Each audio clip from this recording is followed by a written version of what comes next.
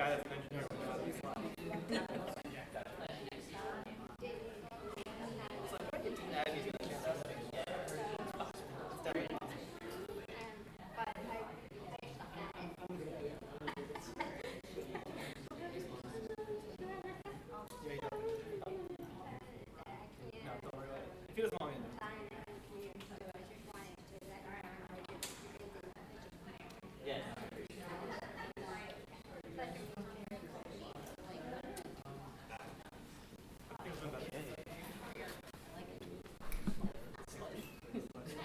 All right, we're going to get started. Hopefully everyone can hear me. If you want to make your way to your seat. During the presentations themselves, I'll ask you all to stay seated. But once the Q&A begins or the time for feedback, if you want to grab snacks, there's plenty of stuff there. The restrooms are located across from the elevators that you came up on, and the exits are also in that direction too if we have a fire alarm or anything like that happens. Okay, there we go. So, my name is David Brenner. I'm a systems analyst for Roswell, but that has nothing to do with why I'm here today. I'm a two-time founder, and a fun fact, I'm also PADI scuba diving certified. My cousin owned a dive shop in Marathon, Florida for a lot of years, and knows the person that actually wrote the book for PADI, so that's kind of a cool fact. This event is organized by BootSector. If you haven't heard of BootSector, you can follow it on social media. And I'll talk more about that in a little bit. We're going to try really hard to stick to time today. So we're going to go 5:30 to 7. And that also means that I'm going to be very strict with the 5-minute pitch time. So I'm not trying to be rude or anything like that. I'm just trying to respect everyone's time. We're going to get out of here hopefully exactly at 7 p.m. Clean up after yourselves, please. UB is generous enough to let us use this location, so don't make a mess, and hopefully help clean up before you leave. I already covered bathroom and emergency exits. So the format for this event, it was originally organized by Clark Dever and David Thamaki. It used to be hosted at Algonquin and then DIG. We're bringing it back, and the format is pretty simple. 5 minutes of presentation, followed by a 5-minute audience and Q&A. So we'll take questions from the audience, I'll repeat them, and then let the presenters answer the questions. And then we have 5 minutes of feedback. So that's really the purpose of this event, is to give the presenters feedback to help this whole community of startups in Buffalo get better. So the feedback form itself, our goals are to provide companies with actionable feedback, help them get better, faster, stronger. And the question you can ask yourself throughout this, throughout the presentations is, how can I help this company succeed? As I mentioned, we have a feedback form. If you want to take out your phone or any other digital device and type in that URL or scan that QR code, now is the time to do that. The form looks like this. The QR code is still on the screen. Hopefully it still works. The first thing you're going to type into that form is the company's name, and then you're going to go to another section where you rank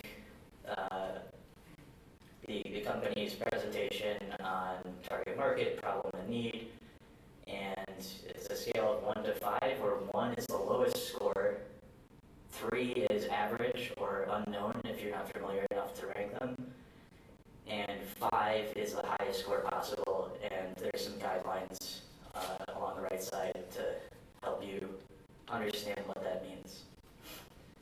So, we have 3 great presenters tonight, and I'm not going to delay any further. I'll let them speak. Our first presenter is Navi from Easy Park Sleep. So Navi, come up here, and let's give him a round of applause. So Navi, I'm going to hand you the microphone, I'm going to hand you this. Oh, cool. That controls the slides. You can see what you're presenting there. All right, cool. And I'm going to give you a 1-minute warning, and then I'm going to take the microphone from you at I'll just keep it easy. Sure. So here's a microphone. Whenever you're ready, you can start.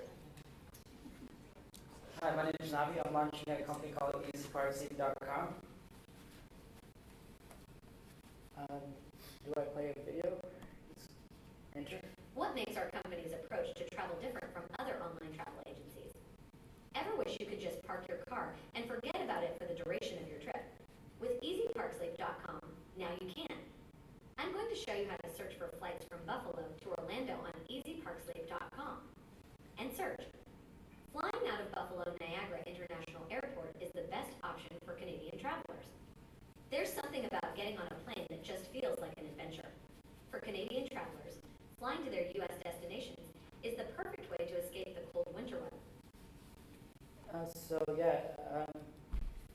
There's a big problem in Toronto Airport because of the COVID mandates, and everything in Toronto,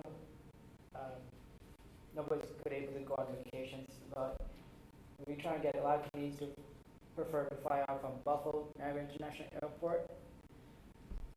The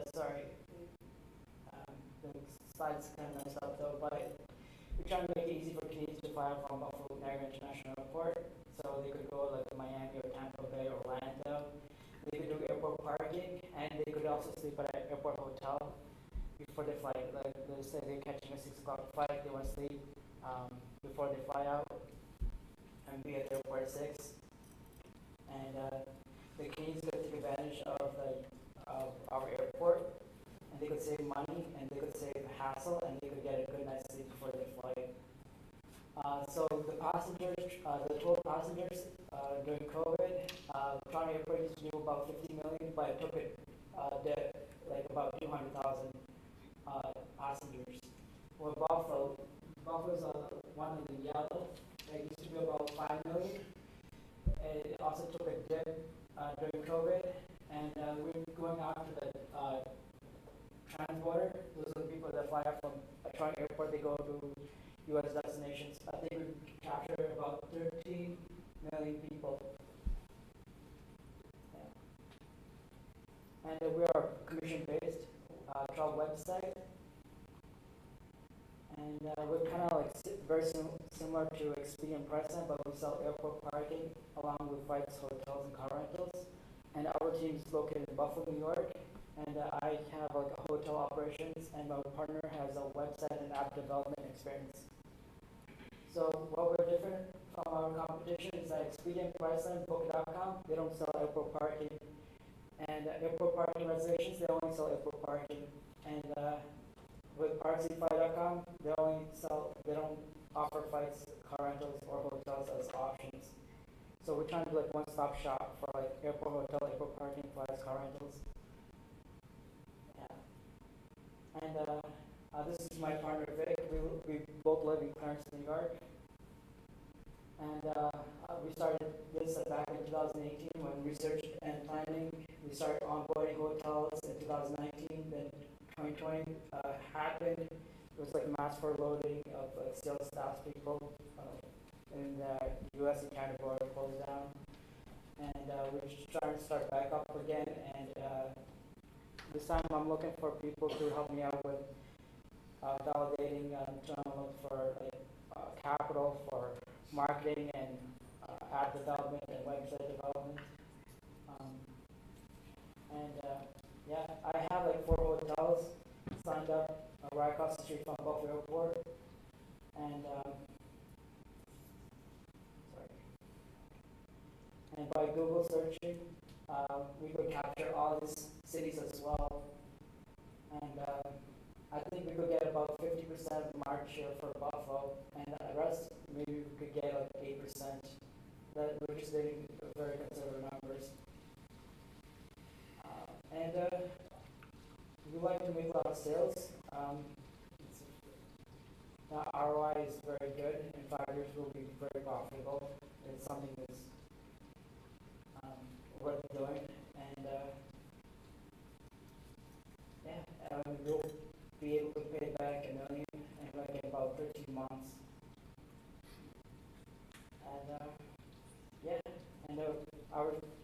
And we're very attractive investment and profitable one to venture in.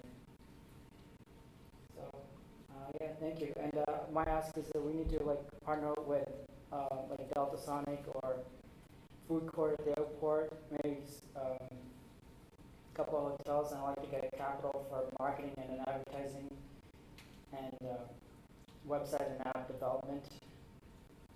And yeah, hopefully I don't take too much of 5 minutes. Thanks.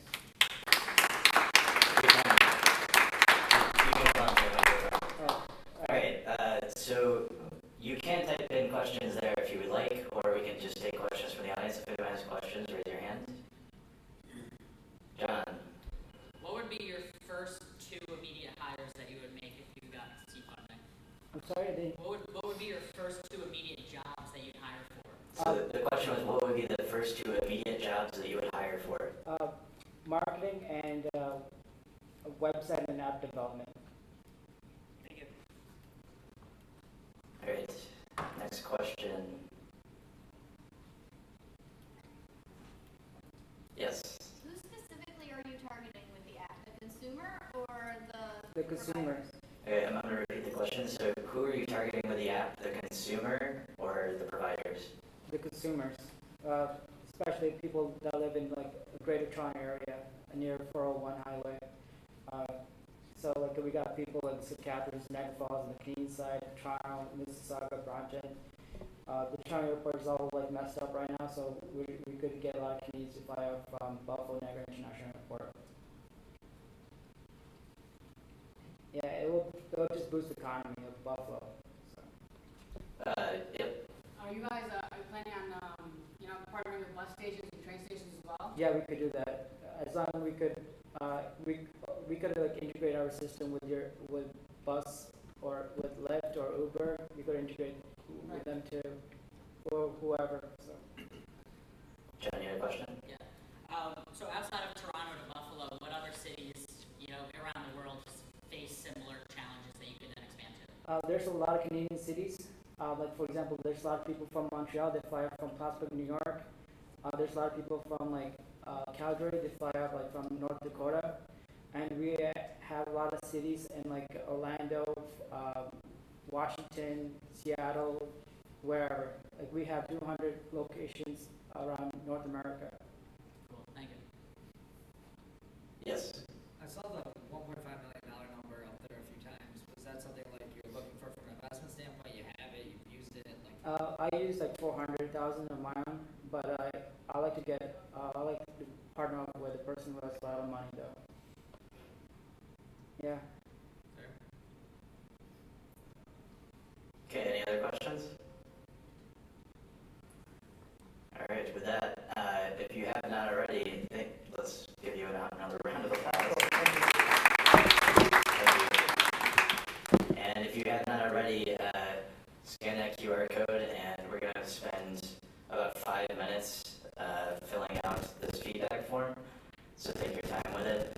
Once you're done, you can kind of look up from your phone and it'll try to gauge if everyone's done or not. Play some music to keep us entertained.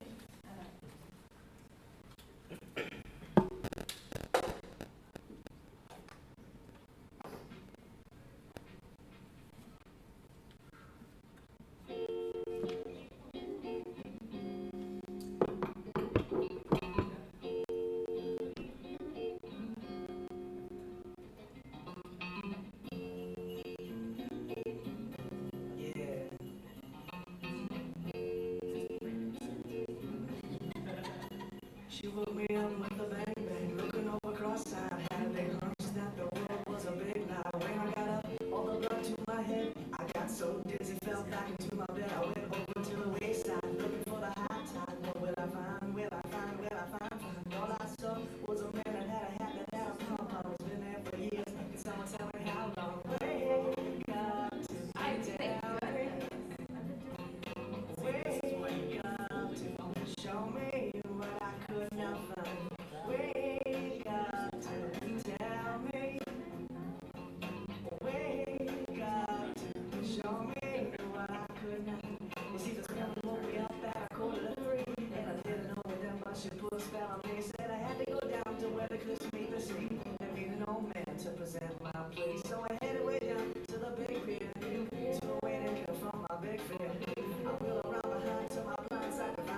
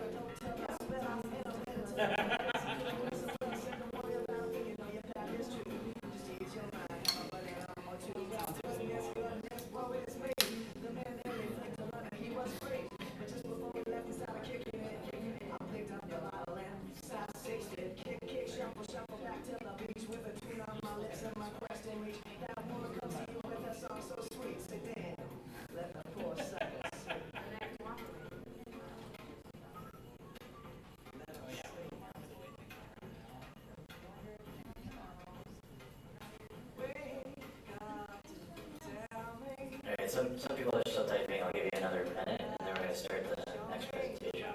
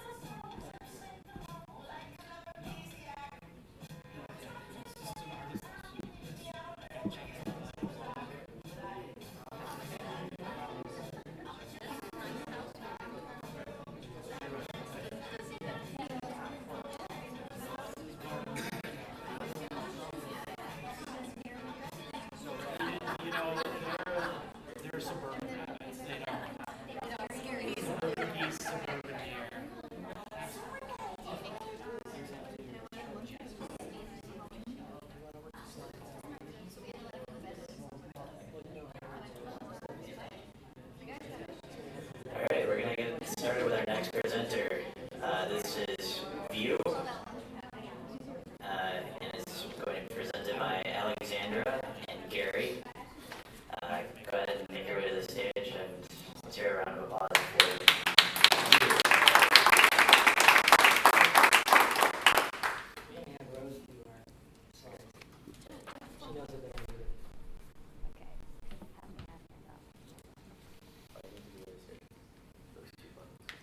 To go forward and then this goes forward. Can she sit down? Do you want to sit down?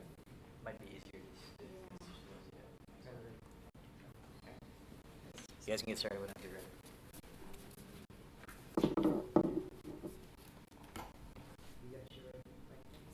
Are you ready? Hello? Hi. Can you hear me? Yes. Okay. It's not a touch one. Oh, damn.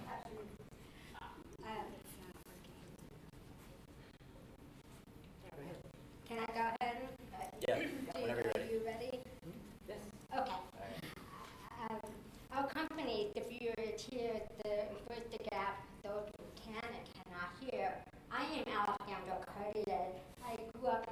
I was born with a profound hearing loss and grew up struggling every day to be included in conversation with family, friends, and co-workers who can hear. My hearing aid interpreters in sign language do not solve the problem, the communication problem. I still have to purchase devices and accommodation in order to grasp the conversation or what people are saying.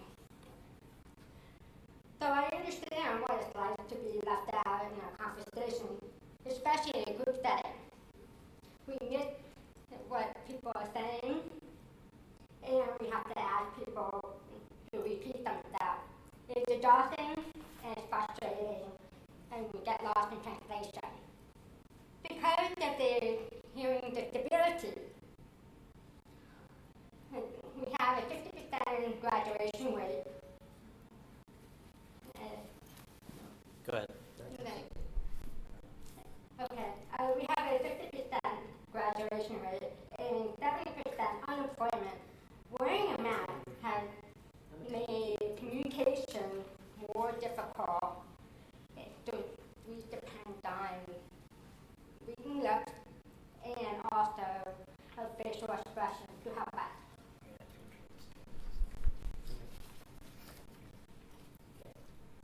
So we created the View to solve the communication problem. Our solution uses patented smart tech for the deaf and hard of hearing to engage in real-time discussions, anytime, anywhere. We're here to help the 40 million underserved U.S. customers and millions worldwide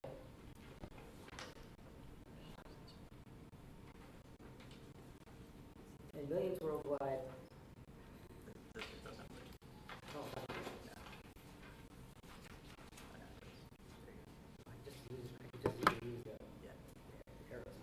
Okay, so we're here to help the 40 million underserved U.S. customers and millions worldwide who are left out of conversations with a hearing world.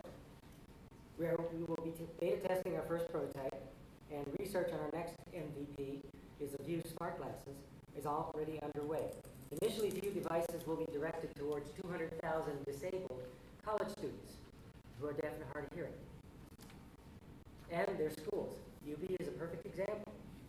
View will be a game changer to include these students, workers, and their families in the conversation.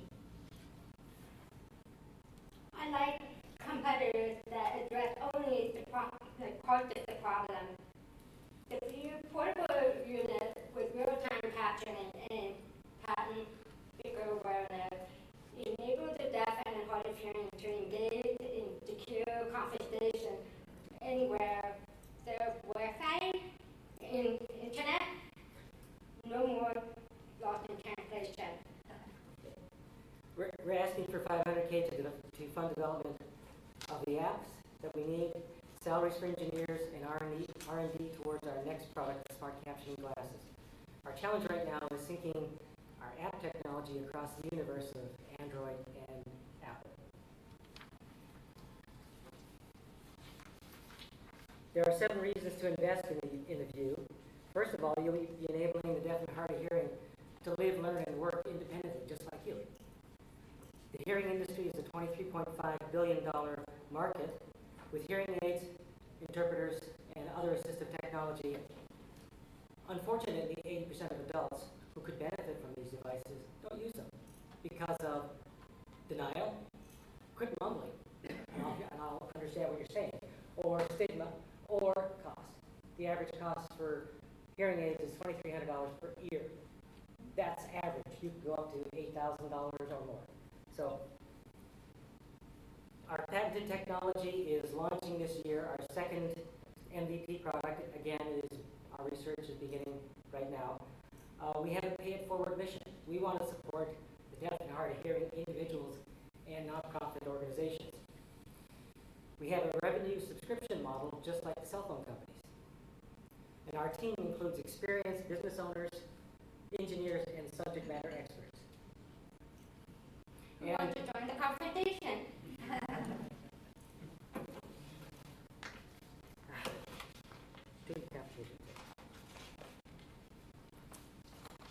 Questions?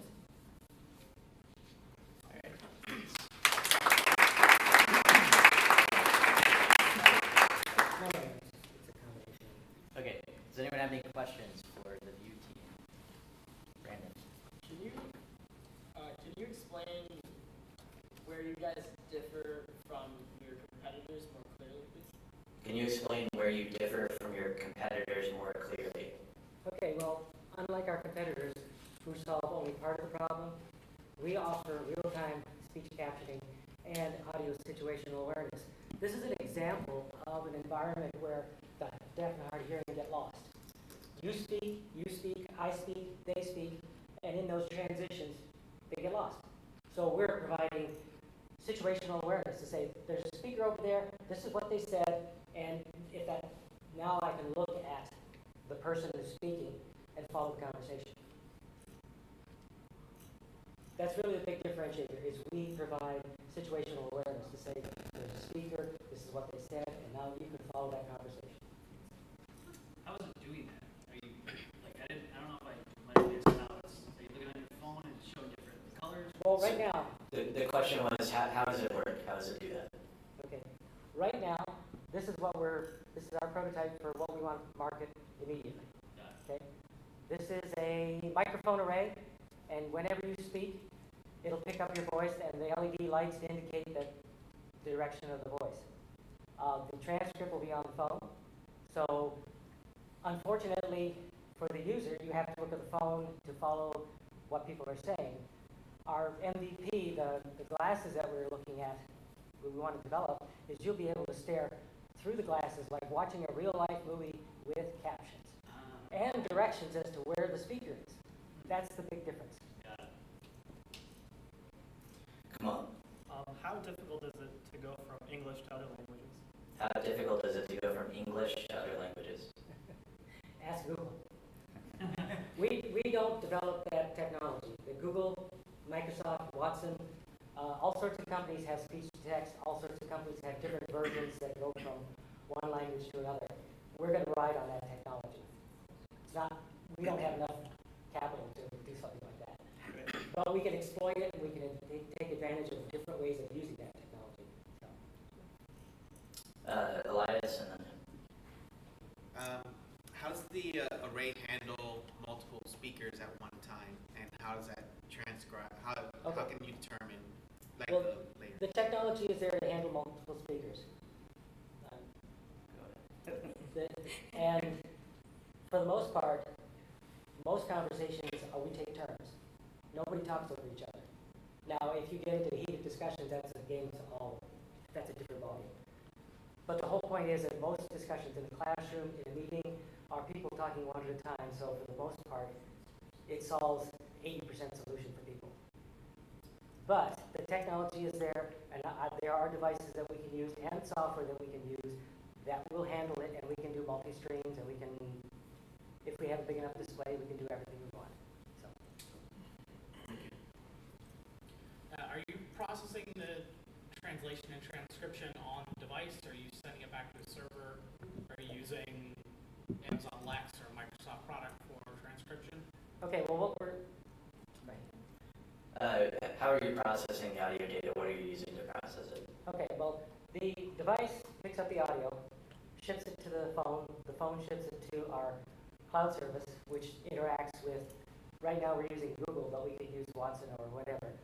They do all the work with speech translation, feedback the results, and then the results are displayed on the phone for the user. So. Okay, thank you.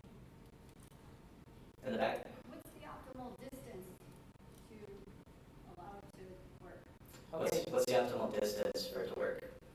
Okay, the several devices that we're using are up to 15 meters range. So, back of the room. Yes. How accurate are you finding the translations to be? How accurate are the translations? When you have nothing, 80% is great. When you have 90%, it's fantastic. For Google, I believe, is on the order of 90+%, so that's hallelujah. Steve? Can it work offline? Does it work offline? Right now, we're using an online service. Eventually, the technology, the processors, the processing resources, the algorithms will be able to be ported by the user. I have a situation where I work in classified environments. You are not allowed to use wireless, period. So there is a situation where we need portable devices, and when they get small enough, that will be a solution for those people. Okay, yep. What does the timeline look like on the classes? Like, how long do you think that's going to take? How long will it take for you to release the classes? How long can I get the technology from Google? They're developing glasses. Other companies are developing glasses. I want to ride on that technology and add my goodies to it. So if I can get their technology, that's fairly quick. And if I can work with them, that's even better. Any other questions? Okay, thank you very much.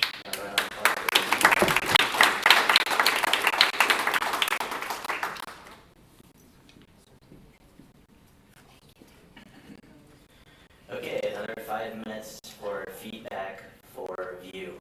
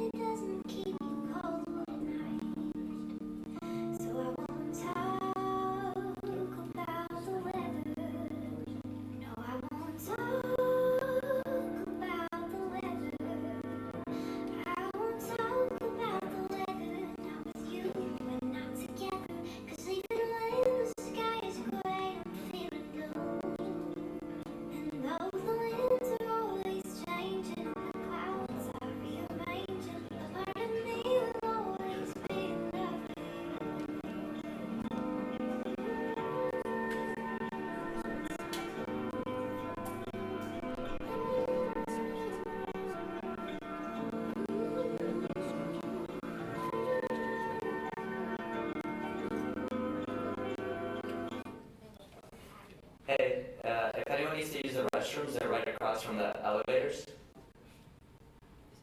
Thank you.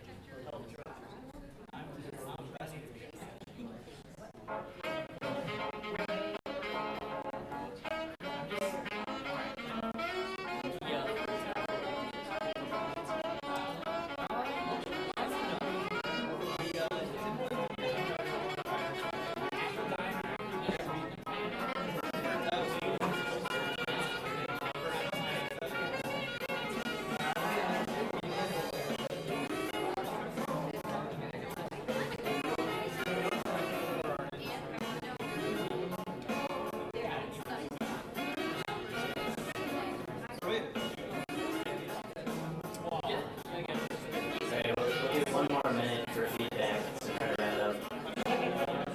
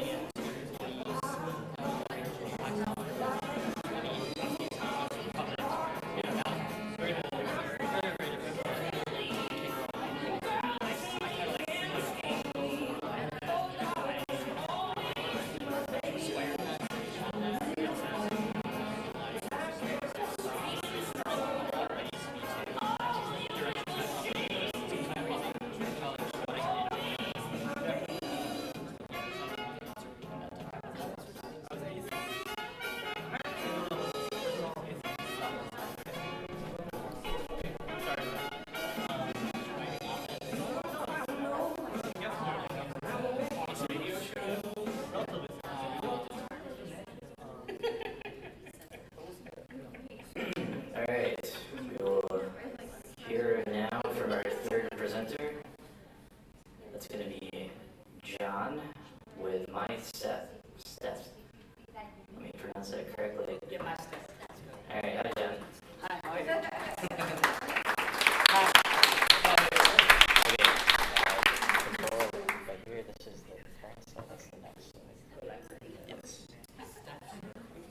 So this morning I tried to practice, try to nail down to 5 minutes at hard time. I decided I could do 10 seconds. Okay. Basically, I want to get rid of this, and I'm going to do this to you. Okay, this is my step. You could carry this anywhere in the world. I could hear your heart sound. That's my 10 seconds pitch, okay? So, it's done. Anyway, I'm a cardiac electrophysiologist, which is specialized, cardiology specialized heart rhythm. I was, practiced with Catholic health system for many years until I went to the research development in the medical device.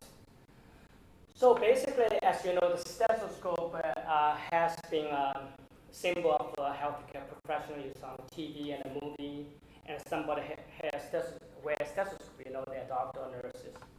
But also importantly, it's an important tool for us to diagnose the disease and start the treatment very quickly. Also, it was invented in 1816. This is an important year. I'll tell you why later. And initially, design is very simple, basically hollow tube. And 100 years later, this design come up. And then, however, only until 1980 to 1990, they have a membrane and a bell-shaped stethoscope invented, and then basically separate the sound in a different DP sort of. Then 2000 we developed the digital stethoscope, use a single membrane switch between the electronically. So, and with the modern technology, everybody use phone, everybody talking. We found that there's really no new advance in the stethoscope for 200 years. So then we started, went through the research development phase. First device we basically amplified the sound, actually failed. But we did establish something. This Bluetooth technology can be achieved. The second generation, we designed a new membrane as well, new circuit board, and very slick design. Currently, this is the only patent Bluetooth stethoscope in U.S. Patent Office with the full function prototype. We have a proprietary membrane design, completely tube-free, able to pair with the computer or any portable device. Data can transmit through the Bluetooth consistent and reproducible. And the most important, this costs only $30. And this stethoscope is $200. And every stethoscope about $150. Okay, so here's the sound. We decided to transmit whether people in China and the US whether could hear the sound. That's actually we established a diagnosis with this. And we have a hard time to play with, but I trust me, this is actually very, very loud, and I'm going to play here. So basically, I was here. Somebody in China listened to simultaneously. I don't know if in a diagnosis in a room, this have a PDC, and also this person have listened to the word. Early systolic movement, middle click. This woman actually have a mitral prolapse. Nobody ever knows. And later come from was echocardiogram. Remember, I describe your diagnosis of mitral valve prolapse, not by sound, by word. Okay, so so it's important. Then I need to go to next. But most importantly, and this device has right now all the electronic medical records use word to describe heart lung sound. Can you imagine this? If we're sitting there talk about a word to describe, Beethoven Symphony number 5, how long will it take us? Forever, right? There's no way we could use word to describe any music. Sadly, this was in today in the medical practice. We use word to describe the sound. 1816 is important. That's the most productive year for Beethoven writing music. Now, why this happens? Because we don't have a tool. Now, my staff is a tool to bring the exam into the world. So, and then another thing is we'll look at the invest, etc. Look at the market cap, addressable market, 7 million professional. But importantly, we work on the telemedicine platform. Based on the CDC data, 4 out of 10 Americans need a close follow-up. My staff will expand it to another 140 million users. So market cap is huge. So in summary, try to get in 5 minutes. My staff will allow the heart, lung, and visual sound to be heard and remotely from patient to doctor without a distance limitation. The lady was in China, 10,000 miles away. My staff will allow heart, lung, and visual sound to be recorded and direct documents electronic medical records. That will be revolutionary in the medical records keeping, with significant decrease in medical legal liability, and our future hopefully develop artificial intelligence assistant diagnosis. So this eventually would leading to worldwide market. Thank you.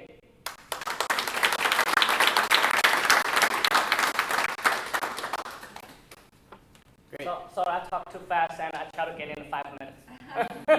You did great. All right. Actually, all of our presenters did great. They all kept it under 5 minutes, so congratulations to all of them. Any questions? Yes, in the back, kind of blue shirt. You. Is the product there you're looking to sell directly to doctors or to the consumer to have at their house? Who's your customer for this So, product? customer, I address two type of customer. One is the physician, healthcare professional. That's one market. The other market would be consumer. Yes. Probably initially we was through the doctor to telemedicine platform to utilize. Yes. Brandon. For cybersecurity purposes, have you guys considered people possibly hacking in while somebody's in a patient relationship? Or Have you considered cybersecurity? Yes, we did. Those special Bluetooths were only used 12 feet away, so we try to get close. And then the transmission, the send it to the doctor, that's part that have to be kept regulated. Yes. What is the current business valuation, and if you have raised any dollar amount, what is that dollar amount? What's your current valuation, and have you raised any money, and if so, how much? Well, so far, and this whole thing, I invest my own money to develop a prototype. So variation. Last time I talked previous, exact from Dow Jones, they're located at about $2 to $3 billion in the United States. Jack. So what do you need to do to take the more developed and take it to market? So what happened when I designed this, because the technology is very unique, and we took from a company not ISO certified. So we need to bring back to ISO 13845 certified things. I do have some company back up with through the FDA process, and they asked for about $500,000. So whether I looking for investors, I'll try to figure out how they do. And also, if you own a company which is ISO certified, then we could work together. That's another option to work. And also, in the meanwhile, we're through UB, where we're going to collect the AI data. Started eventually. If you never go to medical school, you will have some kind of knowledge. It's like you guys device, like a translator. You could speak, and then my wife and I went to Bali for honeymoon. We literally speak to. We don't know what kind of language they speak. We speak to, they translate. So that's hopefully eventually you will be able to have kind of knowledge what you're listening. That's in the future. That's what's. But that's a little bit complicated for FDA process. What type of patents? Like, there's some similar technology up there. What's, I guess? It's permanent,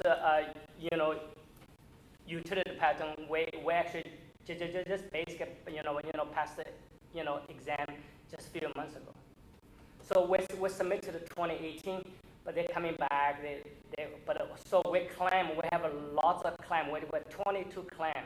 Basically, essentially, I could adapt to everything to this device. They shut down so I spent 6 months arguing with them about every step of the way. So we have 22 claim. So initially, they, reject every single claim. Then we're coming back, they agree. We're right, so. Very cool. Do current medical health records support audio data as an attachment to patient files? Not yet. And that's the issue. But we just started with the echocardiogram, kind of fascinating. Echocardiogram, now when I took my board exam, in the old days, paper, now it's all live. Now they talk about it, EP study, electric study, lots of electrogram, we got the documents, and then they think about put an echocardiogram into the medical records. So something are working. But like I said, it's almost like a, Beethoven Symphony No. 5, where they don't have a tool for this. So we need to get FDA approved, then when the next market will really get EMR to adapter. Once the EMR adapter to that technology, so everybody have to buy it. That's the goal. Any other questions? Come on. This is a great first use case, but have you identified any other wireless? Yes, here. that's what I talk about. So here's our competitiveness. That's a big thing. That thing's device, $500, and I bought it, and I don't want it. I give it to someone else. So the other company, that company, I did a consultant. I work with the technology doesn't work. Now they go to the electronic EKG, etc. Here's the things they want, like active of God. So basically, this one only for telemedicine. So this guy called MetaWand, and they claim they could do anything. They could listen to your heart, look at your ear, look at your throat, look at your eye, and they try to get a FDA approved. According to my consult, there's no way this one device is ever going to be FDA approved. So basically, this is only when the market, and this from 3M. 3M basically use this interceptor in the middle. So they don't have a new technology because the membrane, we use the military vibration sensation technology to create that membrane. So 3M decided they would do a shortcut. But right now with Amazon, I think it dropped down to $299. That thing's very heavy. So that's pretty well competitive right now. The big one got a lot of attention is Tato because they want to do telemedicine. But they have a pulse oximeter, everything in it. So we're simple device. Just like this, you could carry. If you carry go to Europe, and I could hear. You put on the heart, I listen to it. Awesome. What are some problems you see in the next year in your product or your growth? The problem I think the market is a really issue. So we need to have a really big market strategy. And also meanwhile, when I'm talking this, I also created something called digital hospital, basically incorporate this device into the market. So telemedicine, the 40% American population eventually going to get them. So that's, I think, the market would be very challenging. Great. I think we're out of time for questions. You could talk to me afterwards. Yes, Thank please find him afterwards and talk to him. Thank you.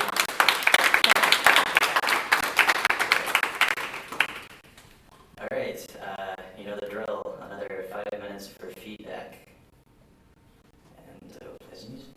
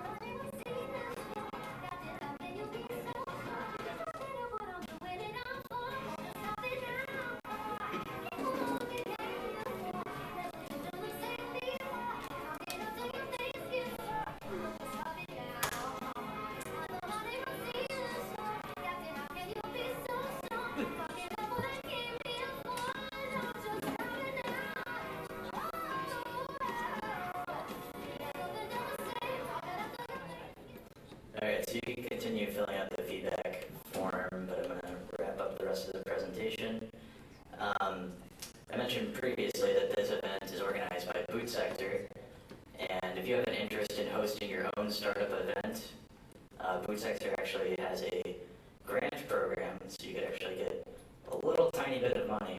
Well, it's still TBD, but I think it's going to be $500 to start a self-sustaining startup event.